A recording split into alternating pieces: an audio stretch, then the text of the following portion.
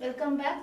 We are going to see the lecture 2. Last class we have seen about the classification of rocks, that is igneous rocks, sedimentary rocks, metamorphic rocks, then silicious rocks, calcareous rocks, argillaceous rock, stratified, unstratified and foliated rocks.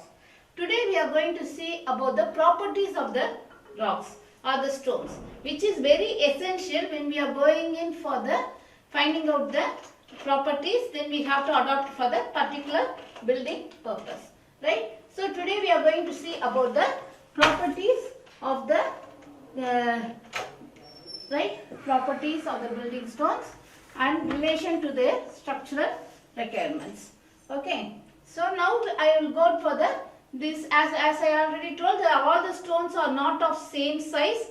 They will be of different size, different textures, different colors if there is there, and also different maybe of the pebble size or other things. So it is necessary that we have to go in to find out the properties of these stones, right? So the first thing that is, as I told you, that no single stone will satisfy all the properties.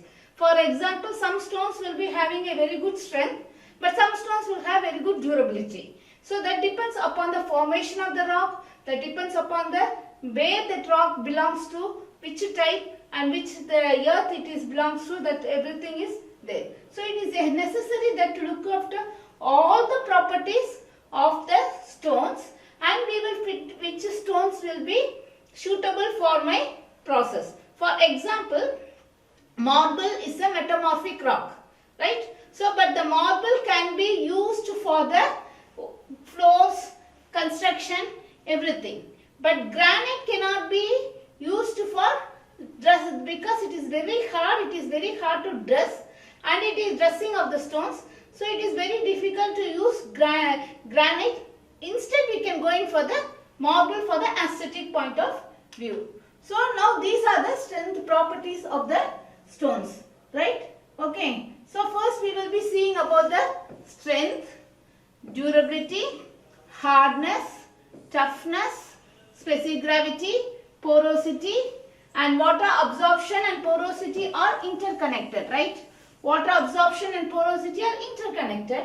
Dressing of the stone, wearing of stones, then crystallinity, then freezing and thawing, presence of soluble matter, workability and cost. We will see one by one. First is the strength, right? So we will be seeing about the strength of the rock. Okay. So what is this strength? So the strength is nothing but how much the load it can take, the stones can take. That is the strength. For example, if I am taking a person, right? So there will be two things. One is the outer strength, that will be strong enough. But there will be another strength, we call it as the inner strength. How far we are emotionally towards a problem, how we are tackling a problem, how inner strength we have, more inner strength. That we call it as the strength here. So how we are finding out is that by the crushing test, right? 40 mm or for stones are taken and it is loaded in the machine, right? You can see here it is loaded in a machine like this, right? And we are finding out what will be the load that the stone can take, right? So the load divided by the area, it will give you the strength of the stones, right? So the crushing strength of the stone per unit area is the maximum load, the maximum load at which the sample crushes and fails divided by the area of the specimen. If I am going to take the load as P and area as A, then the strength will be equal to P by A, right? So the next we will be finding out the durability. Durability is that how much time that the stone can be durable, that is without affecting to the weathering course, without going in for the external affection from the sources, right? So the strength is the inner strength, as I told you, load by area, how much load it can take. The durability is that how far it is resistance to the acid attack, how far it is resistance to the fire, how far it is resistance to the alkali attack. So here you can see here, so I have shown here this one, presence of lime and alkali, then the color, pH test, sulfuric acid, calcium carbonate, fire resistance, everything comes under the durability. Durability is not an immediate property, it is a long term property, right? Maybe 100 years or 50 years or 200 years or 365 years, whatever it may be, that is the durability characteristics. We will find out one by one. Calcium carbonate is the main test that we will be having for the durability, because the limestone, sandstones, granite, whatever that we are using for the construction purpose, calcium carbonate gets affected, right? So how we are going to find out means, we will be taking about 50 to 100 grams of the stones, right? 50 to 100 grams we will be taking, and it is placed in the solution of hydrophobic acid, right? And the solution is agitated. It is kept there for 7 days. After 7 days, that we will be taking and we will be finding out how far the end of the stones is there, whether it is powdering or it is there, right? So then also we will see the color. Calcium carbonate affected stone will be pink in color. There will be a change of color, and also the corner will be deteriorated or disintegrating. It will be becoming soft. It will be broken to pieces easily. That means that based on how much how much depth it is affected, that determines the calcium carbonate effect of the stone. Right. The second one, it is the sulfuric acid. So in the sulfuric acid of pH 0.7, what we will be doing? We will be keeping in the solution for 365 days. Right. So we will keep it for 365 days. After 365 days, we will take the stone and we will be finding out the compressive strength, or we call it as a crushing strength. Depending upon the crushing strength loss, we can find out how much the acid gets affected. The next one, it is a fire resistance test. Usually the fire is up to 650 or 800 degrees centigrade, right? So but we will keep it oven for 1300 degrees centigrade, and next we will find out what is the loss of weight. The loss of weight determines the fire resistance capacity of the concrete. So from here what I want to tell you is that actually the quartz, which is having a very high strength, right? So the quartz which is having high strength, right, it will only withstand 575 degree. But compared to quartz, the limestone is having very less strength, right? It is a sedimentary rock. Quartz is a igneous rocks. Igneous rocks are having more strength than the sedimentary rocks, because sedimentary rocks are formed by the sediments one by one. So here limestone is having a less strength compared to quartz, but when I am going for the heating or the fire resisting capacity, quartz is having a less fire resistance capacity compared to the limestone. Okay. Next we will be seeing about the hardness. So hardness is different from strength, right? How hard you are. I will be very tough outside, but inner strength will be very weak. That is the strength, right? So the strength may be weak and the hardness may be strong, the outer hardness.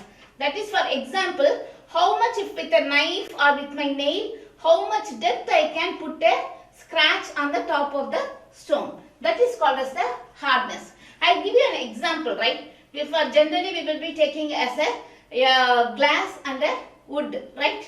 Okay. So which is stronger? Glass is stronger or wood is stronger? Obviously wood is stronger, right? The glass will break easily. But when I go for a hardness, can I put a very scratch on the wood or on the glass?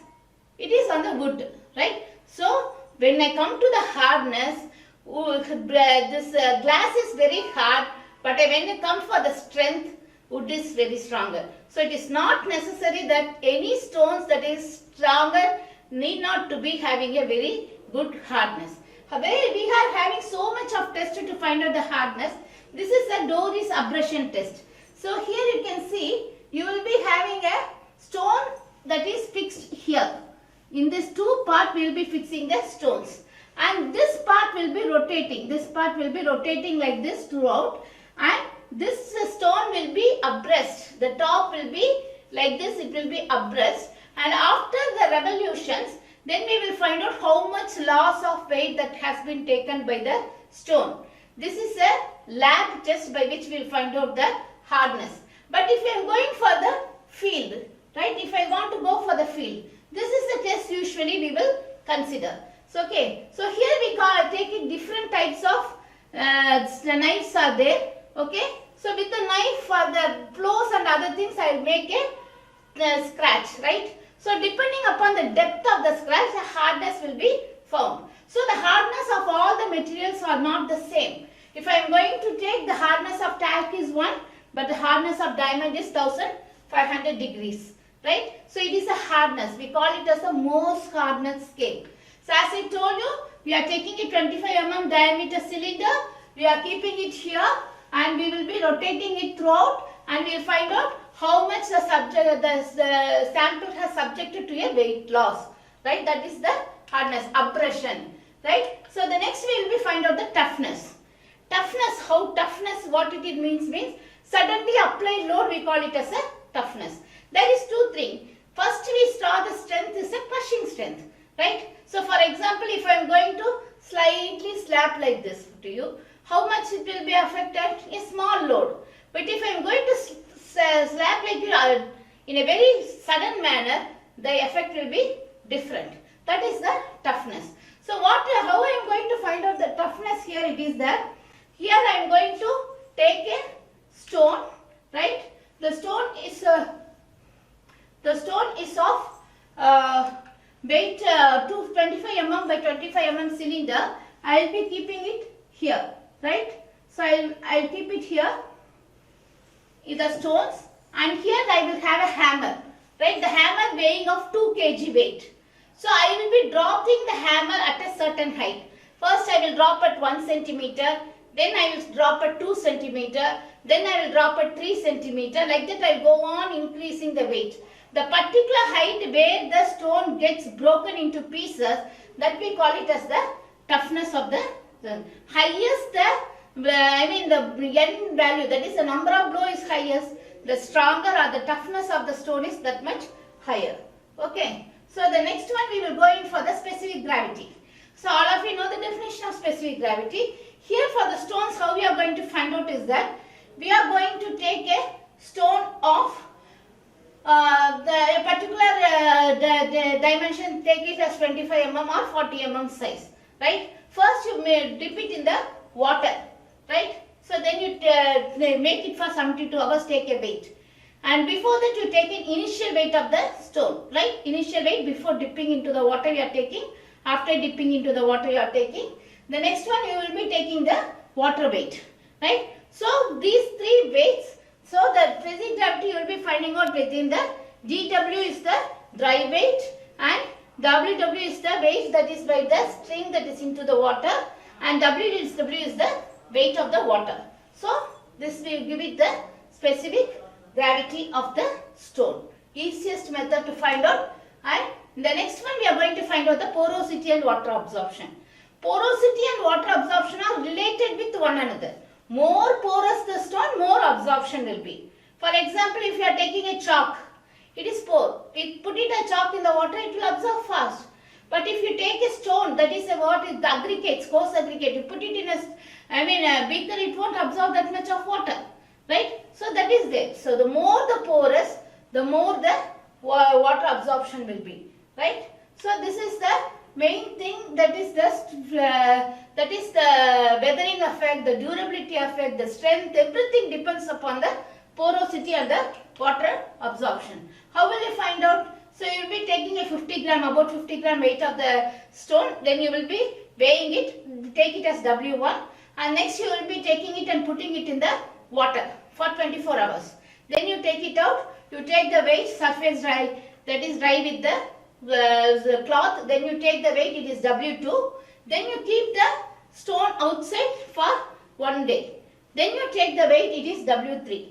Then you keep it in the boiling water for 5 hours, right? So then you take the weight, surface dry it and take the weight, it is W4.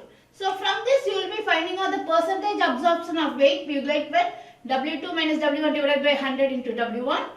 And next percentage absorption by volume after 24 hours, W2 minus W1 into 100 divided by W2 minus W3. We all are percentage, so we are multiplying by 100. And the volume of the displaced water is W2 minus W3. And percentage porosity is W4 minus W1 into 100 divided by W2 minus W3, and density is W1 by W2 minus W3 kilogram per meter cube, and specific gravity is W1 divided by W2 minus W3, and saturation coefficient by the water absorption divided by the porosity. So these are the things that is necessity to find out the porosity and the water absorption. So the water absorption value differs for different stones. If I am going to take for a sandstone, if it is 10 because it absorbs more water. For example, I told you chalk. But if it is a granite, I told you coarse aggregate, the water absorption is only 1%. So it differs for different stone. Next we go for dressing. Dressing is nothing but how far I can work with the stone.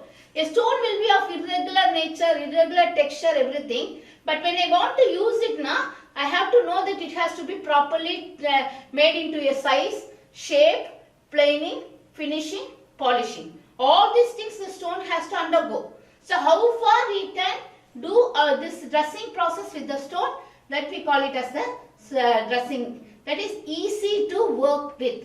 Other thing also, the name is the workability. Workability also will be how far the stone is workable. Right? So dressing and workability are interconnected with each other. Right? So this we will be seeing the dressing of stone detail in the next class. So here this dressing of stones can be done manually. A lot of with the chisels we can do manually, and by the polishing machines and other things you have seen in the marble polishing, tiles polishing, everything that is used for example. And we have all special machines, so much of machines for the dressings that we will see in detail. Next we go in for the wear. So wear means how far if I am going to rub it together, how far the stones will be able to withstand the load. One is attrition, the next one is abrasion.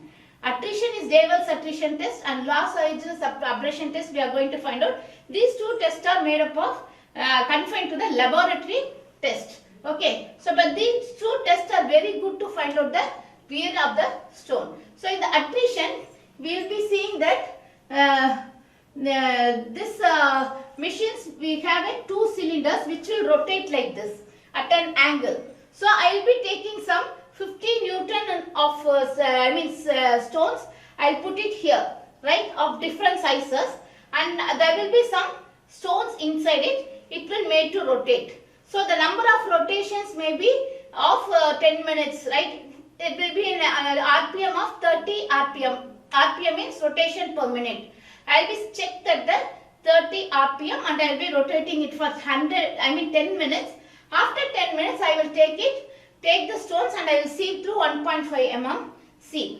And I will find out what is the loss of weight. So the loss of weight divided by the initial weight gives you the wear, that is attrition.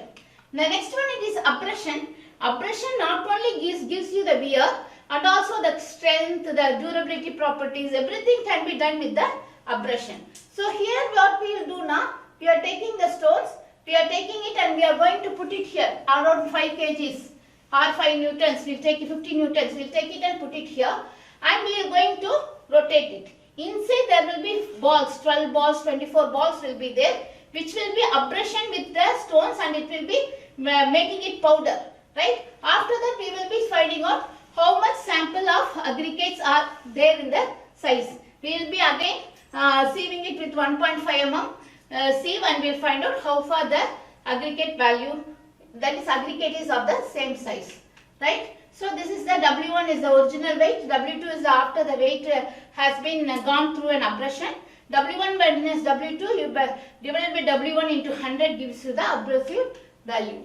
The crystallization, what is crystalline means? After dressing, the stone will be having a special crystalline structure.